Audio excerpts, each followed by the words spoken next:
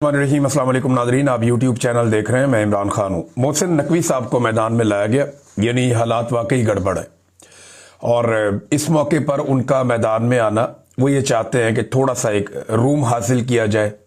मुझे ऐसा लगा कि वो थोड़ा सा टाइम गेन करना चाहते हैं और टाइम गेन करने के लिए कुछ जो दानिश्वर हैं उनको भी इस्तेमाल किया गया। कल से कुछ एक्सपर्ट्स जो हैं उनको मैदान में लाया गया, मुख्तलिफ टीवी चैनल्स के ऊपर ये खबरें चलवाई गई, आज अखबारात में भी छपवाया गया। जैसा कि अंसार अब्बासी साहब की ये खबर है, अगर इस खबर को आप देखें तो आपको आइडिया हो जाएगा। वो ये कहते हैं जी कि chief of the defence forces के ओहदे के बाज़ाब्ता नोटिफिकेशन पर गौर जारी है। हालिया तरमीम के मुताले से वाज़ेह होता है कि नोटिफिकेशन के इजरा की कोई कानूनी मुद्दत मुकर्रर नहीं की गई और इसमें ताखीर से कोई आईनी या इंतजामी खला भी पैदा नहीं होता। ये इन्होंने अखज़ कर लिया अंसार अब्बासी साहब ने। तो हम सारे जानते हैं, उनको भी बताया गया है कि उन्होंने जंग में अपनी बाईलाइन एक स्टोरी भी छाप दी है कि जनाब कोई प्रॉब्लम नहीं है, पाकिस्तान में सारी चीज़ें कानून और कायदे के मुताबिक चल रही हैं और पाकिस्तान में जनाब इस वक्त एक आर्मी चीफ भी मौजूद है, सारी चीज़ें कंट्रोल्ड हैं और कुछ ऐसा नहीं है जैसा मार्केट के अंदर या खबरों के अंदर जो बातें फैली हुई हैं। उनको नॉर्मलाइज करने की कोशिश कर रहे हैं। लेकिन मोहसिन नकवी साहब की अगर आप प्रेस कॉन्फ्रेंस सुने और उसके ऊपर अगर आप गौर करें तो आपको यह समझ आती है कि एक बेचैनी तो है एस्टेब्लिशमेंट के कैंप में।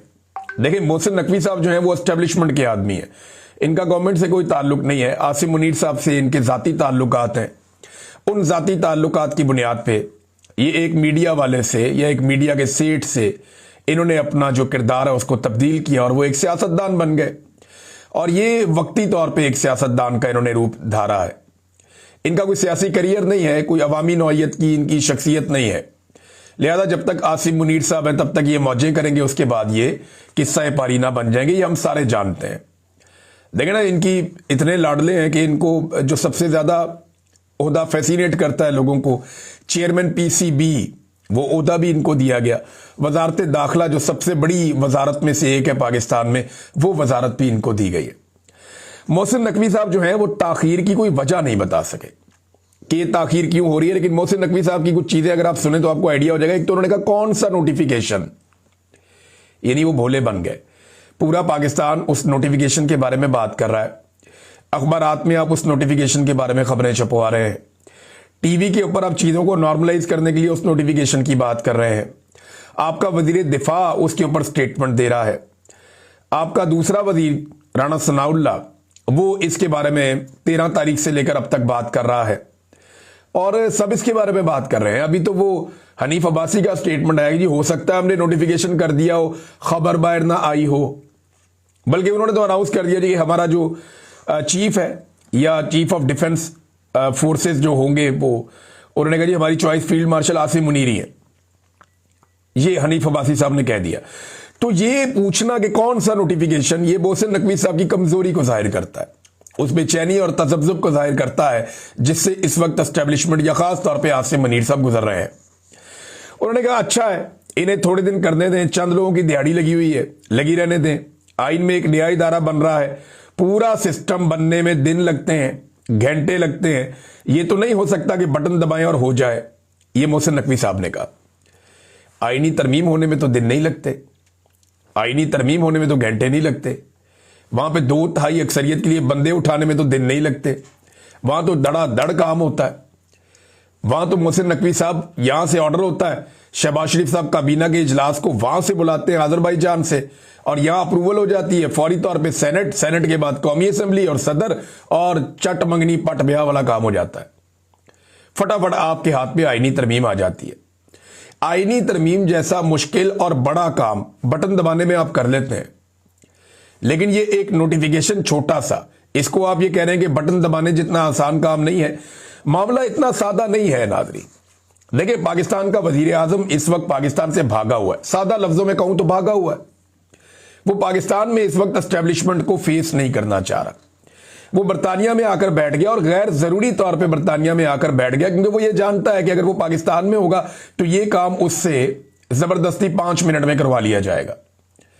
तो वो अपनी मर्जी से करना चाहता है या डील को अपनी मर्जी से हतमी शक्ल देना चाहता है। या जो गारंटीज उसे चाहिए वो गारंटीज हासिल करना चाहता है। यो अमेरिकन अप्रूवल की अगर आप बात कर ले, कुछ भी है, जो भी है, वजीर आजम पाकिस्तान अगर अभी पाकिस्तान में नहीं है तो उसका सबसे बड़ा रीजन यह है कि वो इस सिचुएशन को अवॉइड करने के लिए बरतानिया में आया। और ये खुली बात है, सारा पाकिस्तान इसके ऊपर बात कर रहा है। वजीर आजम के बहुत करीबी लोग हैं या बरतानिया में, उन्होंने ट्वीट इस किस्म के किए कि जिनसे ये तासुर बड़ा तगड़ा हो गया और हर आदमी की इसके ऊपर नजर भी है। तो वजीर आजम बरतानिया में बैठा कि उससे जबरदस्ती ना करवाई जा सके। आप अंदाजा करें पाकिस्तान में किस लेवल की बदमाशी है कि जो चाहिए वो हासिल कर लिया जाता है। अभी मैं इसके बारे में आपको आने वाले दिनों में कुछ चीजें बताऊंगा कि कैसे पाकिस्तान में बदमाशी करके लोगों से क्या कुछ छीन लिया गया और किस तरीके से छीना गया और इसके अंदर कौन कौन से इदारे मुलव्वस हैं, ये मैं आपको आने वाले वक्त में बताऊंगा। लेकिन अच्छी खासी जो है वो कमजोरी नजर आ रही है एस्टेब्लिशमेंट की और बेचैनी नजर आ रही है। देखें ना, अब शहजाद अकबर साहब ने चंद अफसरान की जो अंदरूनी एक खैंचातानी चल रही है उसके ऊपर कुछ चीजों को रिपोर्ट किया। उन्होंने कहा जी अंदरूनी खाना खैंचातानी चल रही है, ये उदा मुझे चाहिए, वो मुझे चाहिए, वो मुझे चाहिए। इस चक्कर के अंदर एक दूसरे के फैमिली मेंबर भी उठा लिए गए। ये बात जो है शहजाद अकबर साहब ने रिपोर्ट कर दी। अब जब उन्होंने ये खैंचातानी रिपोर्ट की, इस पर बहुत तकलीफ हुई। मोहसिन नकवी साहब आए, उन्होंने आके धमकी भी लगा दी। उन्होंने कहा जी इनको उठाकर पाकिस्तान लेकर आएंगे, ये पाकिस्तान पहुंचेंगे, इनको जवाब देना पड़ेगा, आपको हम लेकर आएंगे। देखिए पता नहीं इनको आप पाकिस्तान ले जा पाएंगे या नहीं ले जा पाएंगे। मुझे मुस्तकबिल करीब में नजर आ रहा है कि आप पाकिस्तान से भागेंगे। शहजाद अकबर साहब को या दीगर लोगों को पाकिस्तान उठा के ले जाना तो ये बहुत दूर की बात है। आज तक पता नहीं कितने लोगों को पाकिस्तान की एस्टेब्लिशमेंट पाकिस्तान ले जा पाई है। बेशुमार ऐसे लोग जिन्होंने पाकिस्तान के साथ बहुत बुरा किया वो बाहर बैठे हुए हैं और इनके साथ राब्तों में भी हैं, उनको तो आज तक ये ले जा नहीं पाए। अल्ताफ हुसैन साहब के बारे में इन्होंने बड़े बड़े दावे किए थे, आज तक उनको तो ले जा नहीं पाए। तो ये इन लोगों को ले जाएंगे पाकिस्तान उठा के। जो मुझे दिखाई दे रहा है वो ये दिखाई दे रहा है कि बहुत जल्दी ये सारे लोग खुद पाकिस्तान छोड़कर भाग जाएंगे। आज नहीं तो कल इनको भागना पड़ेगा, क्योंकि अवाम में इनकी जड़ें हैं नहीं, लोग इनसे नफरत करते हैं और इनका इक्तदार हमेशा रह नहीं सकता। उसकी वजह भी यही है कि अवाम इनसे नफरत करती है। एक दिन इनका ये सारा का सारा महल गिर जाएगा, फिर इनको पाकिस्तान से भागना पड़ेगा, जूतियां छोड़ के भागेंगे। जैसे आपको याद है एक दिन अफगानिस्तान से भाग गया था गनी, तो आपको याद होगा गनी कैसे भागा था इस्लामाबाद से। तो इसी तरह ये भागना पड़ेगा। अशरफ गनी की मैं बात कर रहा हूं। तो नाजरीन, मोहसिन नकवी साहब ने एक और क्रैकडाउन का भी इशारा दे दिया है। यह भी बड़ी इंटरेस्टिंग खबर है। उन्होंने कहा जी बतौर सहाफी समझता हूं कि आजादी राय होनी चाहिए। भाई कहां पे आजादी राय होनी चाहिए? अभी सोहराब बरकत के साथ आपने क्या किया? आपने आगा शेख सरवर के साथ क्या किया? गाय गुलाम अली के साथ क्या किया? कितने सहाफियों को उठा के आपने शेड्यूल 4 में डाल दिया। बेशुमार सहाफियों को आपने जेलों में डाला, आपने जबरी तौर पे गुमशुदा किया। उन्हें क्या किया आपने सहाफियों के साथ? पाकिस्तान में रह के सहाफत करना मुश्किल है। तो मोहसिन नकवी साहब जो है वो अब ये चूरन बेच रहे हैं कि मैं बतौर सहाफी ये समझता हूं। यानी वजीर दाखिला भी है, सहाफी भी है, चेयरमैन पीसी भी है, सारा कुछ ही चाहिए जनाब को। अब वो कहते हैं जी 90% खबरें गलत चल रही हैं, किसी की तस्वीर लगाकर जो दिल करे खबर चला रहे हैं, इसकी इजाजत नहीं देंगे। बड़े पैमाने पर इंफॉर्मेशन मिनिस्ट्री और एनसीसीआईए के साथ मिलकर क्रैकडाउन करने जा रहे हैं। एक और क्रैकडाउन की तैयारी पाकिस्तान में, इसकी धमकी लगाई मोहसिन नकवी ने। लेकिन इस मर्तबा धमकी में वो दमखम नहीं था जैसा होता है। इससे पहले इन्होंने धमकियां लगाई, इन्होंने लोगों का कत्लेआम भी किया। जब मोहसिन नकवी ने कहा छट्टा मारेंगे गोलियां चलेगी और अता तारड़ साथ खड़ा था, उसके बाद इन्होंने गोली चलाई, इन्होंने बंदे मारे। हमने देखा लाशों को, हमने देखा लोगों को दफन किया गया, जख्मियों को हमने देखा, उनकी बॉडी में गोलियां थी और अस्पताल से बाकायदा सारा डाटा आ रहा था, जख्मियों की वीडियोज आ रही थी। इन्होंने कई दफा गोली चलाई और बताकर गोली चलाई। लेकिन अभी उतनी पोजीशन नहीं है उस तरह की। हां हो सकता है बन जाए, अगर फील्ड मार्शल आसिम मुनीर को दोबारा मौका मिल गया ये सारा कुछ करने का, तो चंद साल और हो सकता है या चंद महीने और हो सकता है ये अपनी मनमानी कर लें, लेकिन हमेशा नहीं कर पाएंगे। एक दिन इनकी ब्रेकें लगेंगी और फिर पाकिस्तान की आवाम इनको वापस जवाब देगी। तो मोहसिन नकवी ने कहा फिर से क्रैकडाउन करेंगे। सवाल यह पैदा होता है अभी इमरान खान की बहनों का जो एक आर्टिफिशियल इंटेलिजेंस से वीडियो बनाया गया और हुकूमती अकाउंट्स ने उसको फैलाया, उसके ऊपर प्रोपेगेंडा किया गया। अब मुझे कोई इसका जवाब दे कि इसके ऊपर किस पे पर्चा होगा, इस पे किसके ऊपर कार्रवाई होगी। यानी जो झूठ रोजाना की बुनियाद पे हुकूमती अराकीन या उनके हमायती फैला रहे हैं और लगातार फैला रहे हैं, और 12 घंटे के अंदर अंदर वो झूठ साबित भी हो जाता है, उसके ऊपर तो एक आदमी को जेल नहीं हुई, एक आदमी को सजा नहीं हुई। देखें ना, बरतानिया में अगर झूठ बोला है सहाफियों ने, तो आप लोग यहां पे आ जाएं, यहां पे आके मुकदमे कर लें। साबिर शाकिर साहब यहां पे मौजूद हैं, मैं यहां पे मौजूद हूं। शहजाद अकबर साहब जर्नलिस्ट नहीं है बेशक, लेकिन वो आजकल काम कर रहे हैं इंफॉर्मेशन का ही, अपना यूट्यूब चैनल चला रहे हैं, उनका एक पॉलिटिकल करियर है। आप आ जाएं, आकर यहां पे केस कर दें हम लोगों पे, आप केस करें, यहां पे साबित करें बरतानिया की तो अदालतें आजाद हैं, इससे पहले आपकी लीडरशिप ये कर भी चुकी है। तो आप आए ना, आकर यहां केस करें और केस करके आप साबित करें कि जो खबरें दी गई हैं वो खबरें गलत है। जिसके खिलाफ खबर है वो आ जाए और आकर साबित कर ले। ऐसे तो नहीं होता, मजाक तो नहीं है। और ये केस करना चाहते हैं, ऐसा नहीं है कि ये नहीं करना चाहते, ये करना चाहते हैं, लेकिन क्योंकि जो खबर हम देते हैं वो ठोक बजा कर देते हैं और हमें पता है कि इसके असरात क्या होंगे इस खबर के, उसके बाद वो खबर आती है। बहरहाल धमकियां लगा रहे हैं तो धमकियां लगानी, इन्होंने और क्या काम करना है। अलीमा खानम ने एक बड़ा ऐलान कर दिया, उन्होंने कहा जी कल हम अडियाला जेल के बाहर से नहीं उठेंगे। अब ये मंगल वाला दिन जो है ना, बड़ा सख्त दिन होने जा रहा है। अगर नोटिफिकेशन ना हुआ मंगल के दिन तक तो इमरान खान साहब की मुलाकात मुश्किल है, और अगर इमरान खान साहब की मुलाकात ना करवाई गई और नोटिफिकेशन भी ना हुआ तो वहां पे पंगा पड़ जाएगा। खैबर पख्तूनख्वा से लोग कह रहे हैं जी हम रास्ते बंद कर देंगे, और उनकी हुकूमत इसके अंदर शामिल है। वो कह रहे हैं जी हम रास्ते बंद करेंगे, और सारे के सारे एमपीएस, एमएनए और सेनेटर्स और टिकट होल्डर्स, उन सबको लेकर ये अडियाला जेल के बाहर पहुंचने वाले हैं।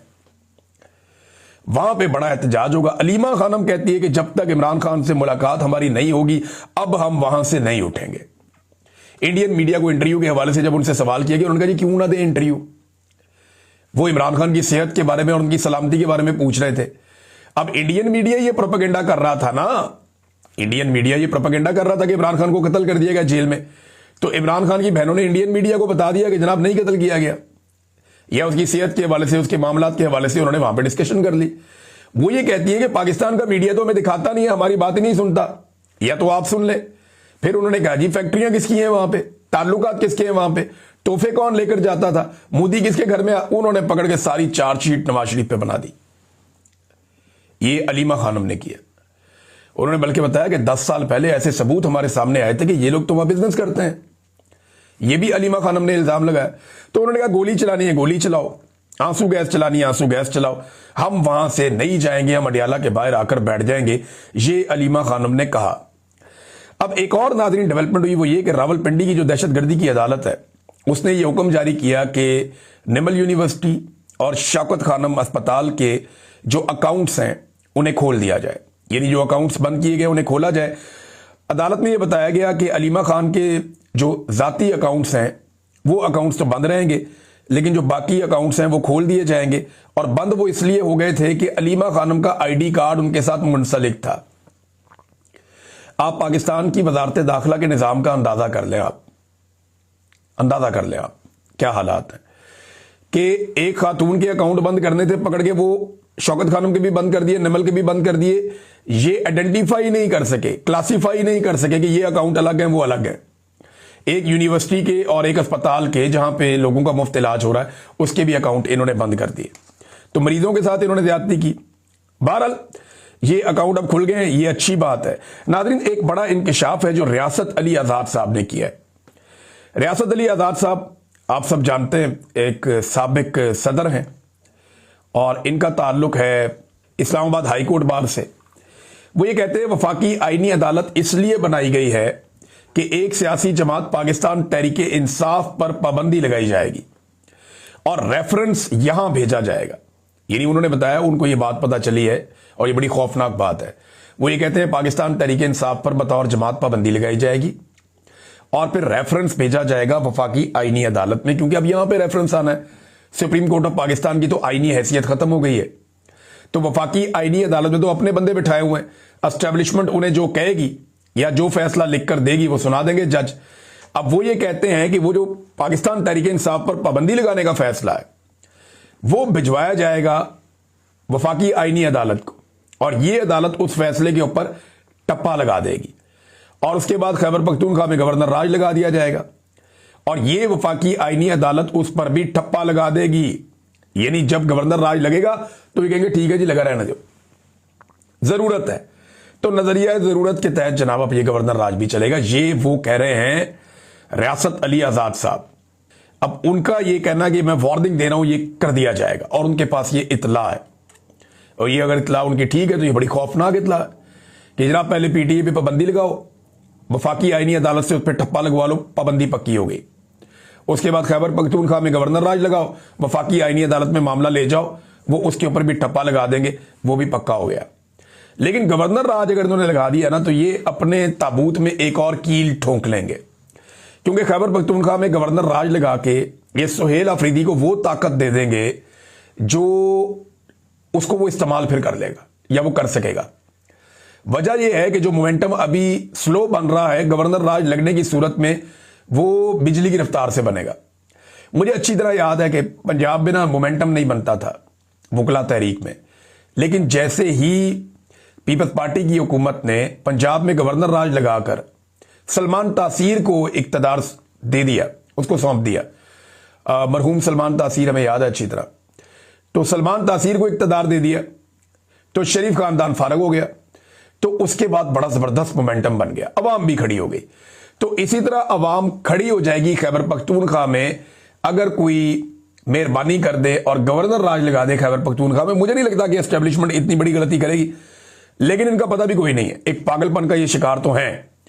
एक और खबर है नादरी, और ये खबर है जस्टिस सुल्तान तनवीर साहब, ये लाहौर हाई कोर्ट के जज हैं, और हसन न्याजी साहब ने एक दरखास्त कर रखी है, अपील कर रखी है लाहौर हाई कोर्ट में, इमरान खान साहब के भांजे हैं।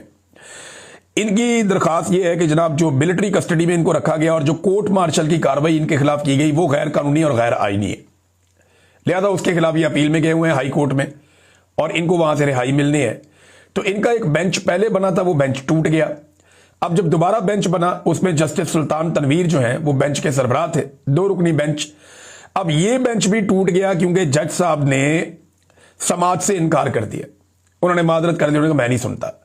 आप अंदाजा करें कि जजेस के ऊपर कितना दबाव है कि जजेस हसन न्याजी का केस नहीं सुन पा रहे। पहले एक जज के पास जाता है वो कहता है मैं नहीं सुनता, दूसरे के पास जाता है वो कहता है मैं नहीं सुनता। ये निजाम किस हद तक नंगा हो चुका है। अब एक और बेंच बनेगा, ये केस वहां पे जाएगा। तो मेरे ख्याल में अब जस्टिस आलिया नीलम साहिबा को कोई ऐसा बेंच बनाना चाहिए जो टूटे ना और मन मर्जी का फैसला दे दे। यानी जजेस की गैरत भी गवारा नहीं कर रही कि यार इनके साथ हम और कितनी ज्यादती करें इस खानदान के साथ। और देखें, मिलिट्री कोर्ट को जो भी जज जस्टिफाई करेगा वो मुनसफ होने का हक अदा नहीं करेगा, उसके ऊपर हमेशा ये दाग और धब्बा लगा रहेगा।